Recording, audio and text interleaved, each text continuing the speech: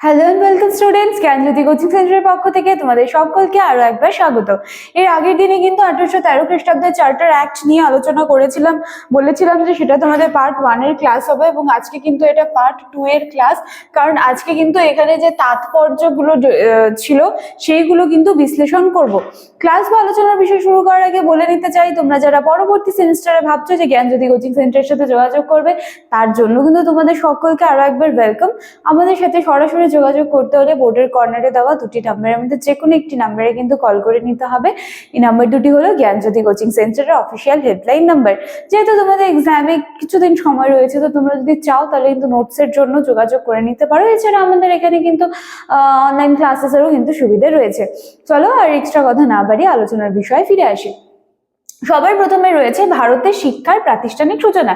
এর আগের দিনে আলোচনা করেছিলাম যে 1813 খ্রিস্টাব্দে চার্টার অ্যাক্টের হাত ধরেই কিন্তু ভারতে যে মানে একটা স্ট্রং যে শিক্ষা ব্যবস্থা তার কিন্তু আত্মপ্রকাশ ঘটেছিল এবং সেই সময় থেকেই কিন্তু যে শিক্ষা ব্যবস্থার জন্য আলাদা করে কিন্তু অর্থ, ঠিক আছে, যেটা বরাদ্দ করা বা অর্থায়ন করা, এটা কিন্তু সেই সময় থেকে শুরু হয়েছিল। ঠিক আছে, তো এই 1813 খ্রিস্টাব্দে চার্টার অ্যাক্ট বলতে পারো যে একটা প্রাতিষ্ঠানিক সূচনা হয়েছিল।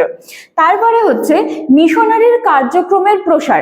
আস্তে আস্তে যখন আমরা দেখলাম যে চার্টার অ্যাক্টের হাত ধরে মিশনারিরা ভারতে এসে তাদের ধর্মের প্রচার এবং এর সাথে সাথে বিভিন্ন বিদ্যালয়গুলো যেগুলো ছিল সেগুলো কিন্তু এই মিশনারিদের হাত ধরেই কিন্তু একে একে ভারতে প্রচার এবং প্রসার লাভ করতে শুরু করে। তো সেটা ছিল এটা। এরপর হচ্ছে পশ্চিমা শিক্ষার সূচনা। ঠিক আছে, এখানে পশ্চিমা শিক্ষার সূচনা বলতে এর আগের দিনের ক্লাসটা যারা দেখেছো এবং যারা দেখোনি কাইন্ডলি একটু দেখে এসো, যে সেখানে হচ্ছে পাশ্চাত্য বিজ্ঞান দর্শন, ঠিক আছে, ইংরেজি শিক্ষার প্রবেশ ঘটতে শুরু করে, যেটা আস্তে আস্তে কি হয় পরবর্তীতে যে ভারতীয় শিক্ষা ব্যবস্থা মানে সেটার উপর বেস করেই কিন্তু পরবর্তীতে হচ্ছে মানে গড়ে উঠতে থাকে। ঠিক আছে, এরপর হচ্ছে স্থানীয় ভাষার শিক্ষার গুরুত্ব। এর আগের দিন আমরা দেখেছিলাম যে এক পাশে বলা হচ্ছিল যে আরবি ফার্সি এইসব ভাষার উপরে বিশেষভাবে জোর দেওয়া হচ্ছিল এবং অপরদিকে আমরা দেখছিলাম যে পাশ্চাত্য শিক্ষা যেগুলো রয়েছে ইংরেজি, এগুলোর উপর কিন্তু বিশেষ জোর দেওয়ার কথা বলা হয়েছিল। তো এখানে দেখা যাচ্ছিল যে এইভাবেই কিন্তু যে স্থানীয় ভাষায় যে শিক্ষার গুরুত্ব রয়েছে, সে সংস্কৃত, আরবি, ফার্সি এই সব ভাষার উপর কিন্তু বেশি জোর দিয়ে শিক্ষার যে সূচনাটা সেটার কথা কিন্তু এখানে বলা হচ্ছে। এছাড়া একটা শেষ পয়েন্ট আছে যেটা কিন্তু আমি লিখিনি, আমি সেটা আলোচনা করে দিচ্ছি, যে শিক্ষার উন্নয়নের ভিত্তি স্থাপন। তো এই আইন কি করেছিল, ভারতীয় যে শিক্ষাটা ছিল সেটা বললাম না যে চার্টার অ্যাক্টের হাত ধরে একদম স্ট্রংলি শিক্ষার যেটা কাঠামো সেটা কিন্তু আত্মপ্রকাশ করেছিল।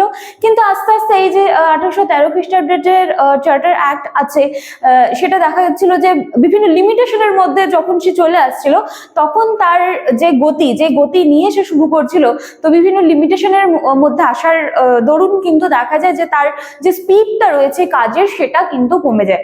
কিন্তু এর পরবর্তীতে দেখা যায় যে 1835 সালে ম্যাকলেমিনিক্স এবং 1854 সালে উডের ডেসপ্যাচ, ঠিক আছে, পরবর্তীতে কিন্তু এই দুটো যেটা আমি বললাম সেই অ্যাক্ট দুটো কিন্তু যথেষ্ট গুরুত্বপূর্ণ ভূমিকা কিন্তু পরবর্তীকালে পালন করেছিল। তা এর সাথে সাথে কিন্তু 1813 খ্রিস্টাব্দের চার্টার অ্যাক্ট যেটা তোমাদের সিলেবাসে দেওয়া ছিল সেটা কিন্তু আজকে কমপ্লিট হয়ে গেল। নেক্সট দিনে আবার নতুন একটা টপিক নিয়ে চলে আসবো তোমাদের সামনে।